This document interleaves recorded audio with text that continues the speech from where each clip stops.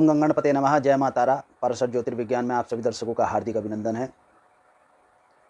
आज कन्या राशि के जातकों का मई माह का राशिफल प्रदर्शित करते हैं तथा ग्रह गोचर के अनुसार किन विषयों में कन्या राशि के जातकों को सकारात्मकता तथा नकारात्मकता रहेगी तथा किस मुद्रा का प्रदर्शन करने से कन्या राशि के जातकों को इस माह सफलताएं तथा सामान्य जीवन की प्राप्ति होगी और इसके साथ उस मुद्रा के लिए क्या बीज मंत्र करना चाहिए, इस विषय में भी वार्ता करेंगे। वीडियो के अंत में इस उपाय को देखकर आप इसका आचरण करें, जिससे आपकी सभी ऊर्जाएं सकारात्मक स्थितियों में परिवर्तित होंगी। कन्या राशि के स्वामी बुध इस माह अष्टम स्थान में माह के प्रारंभ में 9 मई सन 2020 प्रातः 9:35 तक विचरण करेंगे। इसके पश्चात वृषभ राशि में गोचर करेंगे तथा यहाँ 24 मई सन 2020 रात्रि 11:45 तक विचरण करेंगे, अर्थात कन्या राशि के भाग्य स्थान पर विचरण करेंगे शुक्र ग्रह के साथ। इसके पश्चात कर्म भाव में विचरण करना प्रारंभ करेंगे तथा माह के अंत तक कर्म भाव में ही राहु के साथ विचरण करेंगे। कन्या राशि के जातकों के अधिपति बुध इस माह 9 मई तक सूर्य के साथ अस्त होकर बुधादित्य योग बनाएंगे। 9 मई को उदय होंगे तथा 14 मई को पुनः सूर्य के साथ अस्त होकर बुधादित्य योग बनाएंगे। यहाँ बुध 24 मई तक रहेंगे, इसके पश्चात उदय हो जाएंगे और राहु ग्रह के साथ बैठकर बुध ग्रहण की स्थिति प्रदर्शित करेंगे। कन्या राशि के जातकों को इस माह के प्रारंभ में 9 मई तक तथा 24 मई के पश्चात की अवस्था में और मध्याह्न 14 मई से 21 मई की अवस्था तक में भी शारीरिक स्थितियों में अनुकूलता नहीं रहेगी, नकारात्मकता प्रदर्शित होगी। स्वभाव में सौम्यता नहीं रहेगी, स्वभाव में भी नकारात्मकता रहेगी, जिसके कारण कार्यस्थल भी प्रभावित होगा।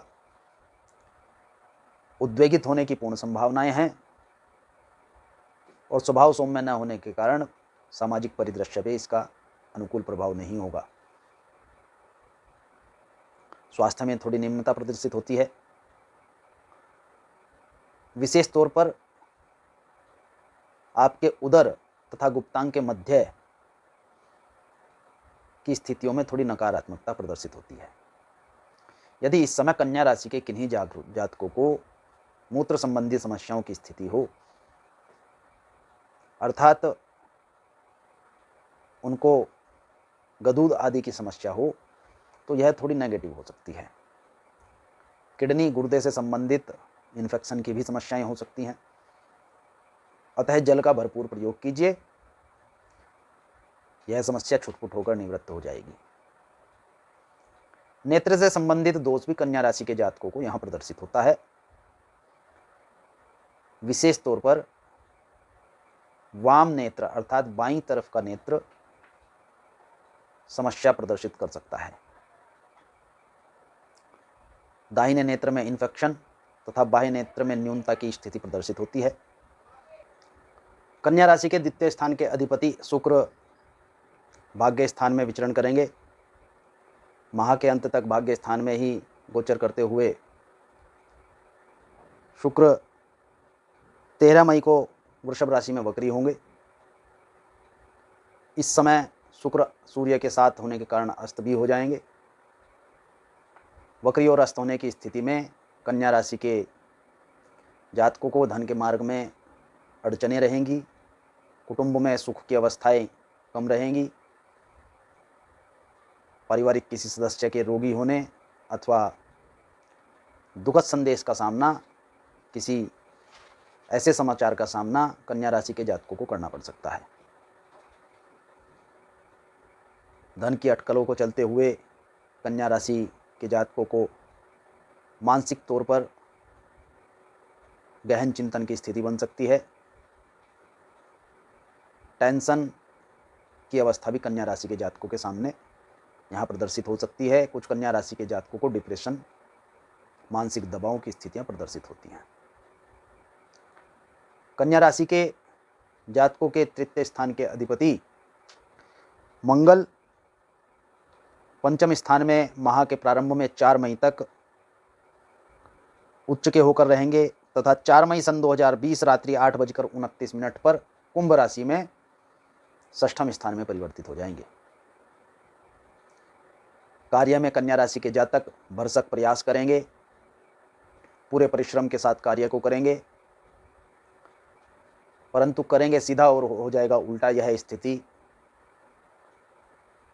कन्या राशि के जातकों के लिए रहेगी। जिन व्यक्ति के, जिन पारिवारिक सदस्यों के, भाई बंधुओं के लिए आप सहायता प्रदान करेंगे, उनकी ओर से भी कुछ नकारात्मकता की स्थितियां आपको प्रदर्शित होंगी। हो सकता है आपने जिन भाव से इन कार्यों को किया हो, मदद की हो, सहायता की हो, उन भाव के अनुरूप फल आपको प्राप्त ना हो। उनके अनुरूप किए गए शब्दों के प्रयोग से मानसिक वेदना की स्थिति कन्या राशि के जातकों के सामने प्रदर्शित हो सकती है। चतुर्थ स्थान के अधिपति बृहस्पति पंचम स्थान में नीच अवस्था में है तथा 12 मई को मकर राशि में ही वक्री भी होंगे तथा माह के अंत तक इसी स्थिति में विचरण करेंगे। बौद्धिक स्थितियों में कन्या राशि के जातकों को यहाँ नकारात्मकता प्रदर्शित होती है। संतान की ओर से भी उत्तम स्थितियां प्रदर्शित नहीं हो रही हैं और जिन विद्यार्थियों का कार्य विद्याध्ययन से संबंधित है, कार्य क्षेत्र, लॉयर्स, चार्टर्ड अकाउंटेंट्स, मैनेजर्स और प्रबंधकारिता के क्षेत्र से जुड़े हुए लोग, ज्योतिष संबंधी गणनाएं तथा प्राकृतिक स्थितियां, वन, औषधि, इन सब क्षेत्रों में नकारात्मक स्थितियां प्रदर्शित होती हैं। विद्यार्थी वर्ग को इस समय में भरसक प्रयास करने की आवश्यकता है। अध्ययन से अधिक मन को केंद्रित करने की आवश्यकता है। ध्यान का प्रयोग कीजिए, त्राटक का प्रयोग कीजिए, आध्यात्मिक विधान की ओर प्रदर्शित होइए। गायत्री मंत्र का जप कन्या राशि के जातकों को इस समय में अवश्य करना चाहिए। यह एक उपाय नहीं है, यह प्रयोग नहीं है, यह आपके अनुरूप किया जाने वाला कार्य है, क्रियात्मक अन्वेषण है। अतः कन्या राशि के जातकों को यहाँ अध्ययन से अधिक चिंतन, मनन तथा ध्यान केंद्रित करने की आवश्यकता है, तभी आप अग्रसर हो पाएंगे। कन्या राशि के जातकों के पंचम के अधिपति शनि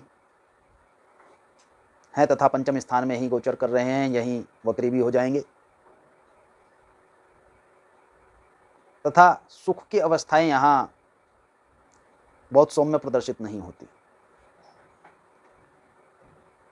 शत्रु पराजित होंगे, रोग भी सामान्य रूप से रह सकता है परंतु अंत में पराजित हो जाएगा, अर्थात आप औषधीय तत्वों से ही रोग पर विजय प्राप्त कर लेंगे। सामान्यतः शत्रु की स्थितियां नकारात्मक होंगी। शत्रु आपके जितने विपक्ष में चला जाए वह निम्नतर रहेगा, अर्थात नकारात्मक स्वयं को प्रदर्शित करेगा। इसका प्रभाव आप पर अधिक नहीं होने वाला है। टेंशन के अतिरिक्त यह आपको धनहानि अथवा किसी भी प्रकार से प्रभावित नहीं कर सकता। जीवन साथी का व्यवहार सौम्य रहेगा। जिन कन्या राशि के जातकों के जीवन साथी को पित्त से संबंधित समस्याएं हैं अथवा पेट में बदहजमी से संबंधित समस्याएं हैं, आंत्र अर्थात आंतों से संबंधित इन्फेक्शन है, उनको इस समय रोग की अधिकता हो सकती है। अतः इन रोगों के लिए पूर्व से ही सजग रहें। इन समस्याओं से निवृत्ति के लिए औषधीय प्रयोग करें, सफलता प्राप्त हो जाएगी। गुरु 12 मई को वक्री होंगे मकर राशि में। इस दिन आपको विशेष ध्यान रखना चाहिए। एक अंश तक वक्री होते होते गुरु नकारात्मक स्थितियों को अधिक करने में संभावित होते हैं। अष्टम स्थान के अधिपति मंगल पंचम में उच्च के होकर विचरण कर रहे हैं तथा इसके पश्चात षष्ठम स्थान में आएंगे। यात्राओं का परित्याग कीजिए, किसी से उम्मीद रखने की आवश्यकता नहीं है। धन के अथवा किसी भी स्थिति के सकारात्मक होने पर आशा टूटे, इससे कोई लाभ नहीं होगा। अतः किसी भी प्रकार के धन के आगमन की स्थिति को आप संभावित न समझे। क्रियान्वयन से धन प्राप्त हो सकता है, अर्थात कार्य करने से धन प्राप्त हो सकता है। किसी योजनाबद्ध स्थिति से धन की प्राप्ति की स्थितियां नहीं है। भाग्य के अधिपति शुक्र भाग्य स्थान में स्थित हैं, यहाँ धन के अधिपति भी हैं, परंतु शुक्र यहाँ 13 मई को वक्री अवस्था में भी जाएंगे। 13 मई से पश्चात धन के क्षेत्र में स्थितियां अनुकूल भले ही हो जाएं, परंतु 13 मई के पश्चात कन्या राशि के जातकों को धन के क्षेत्र में भी खासी समस्या का सामना करना पड़ सकता है, क्योंकि यहाँ शुक्र वक्री तो होंगे ही, परंतु इसके साथ साथ अस्त भी हो जाएंगे। दशम स्थान के अधिपति बुध स्वयं माह के अंत में राहु के साथ दशम स्थान में स्थित होंगे।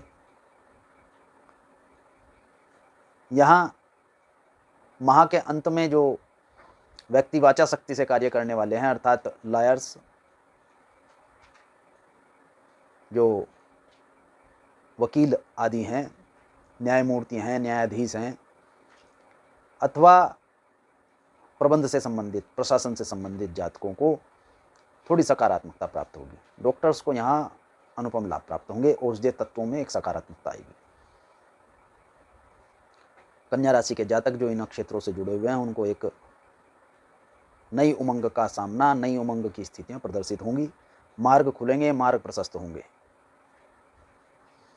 कन्या राशि के जातकों को लाभ के सुअवसर प्रथमतः 4 मई की तक प्रदर्शित होते हैं और माह के अंत में 26 मई के पश्चात भी प्रदर्शित होते हैं, परंतु मध्याह्न काल में लाभ और व्यय की स्थितियां समान ही रहेंगी। यदि लाभ हो भी गया तो व्यय में तुरंत परिवर्तित हो जाएगा। अतः यह स्थिति सामान्य तौर पर बराबर बनी रहेगी।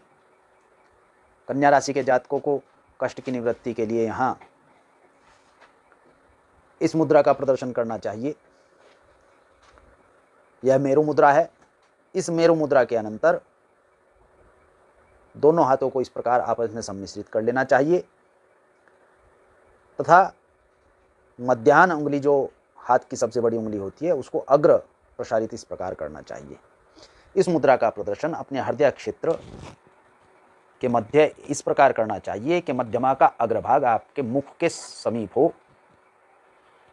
तथा हृदय वक्षस्थल के मध्य इसका प्रदर्शन करना चाहिए। इस मुद्रा का प्रदर्शन प्रतिदिन 48 मिनट करना चाहिए तथा सम तथा संग मंत्र का जप इस मुद्रा के साथ करना चाहिए। संग संग इस बीज मंत्र के जप से कन्या राशि के जातकों को कष्ट में निवृत्ति प्राप्त होगी, समस्याओं में निवृत्ति प्राप्त होगी, बौद्धिक क्षमताओं में प्रबलता होगी, सकारात्मक ऊर्जा का प्रादुर्भाव होगा। धन्यवाद। शुभम भवतु। भगवान गणपति तथा मातारा आपका कल्याण करें।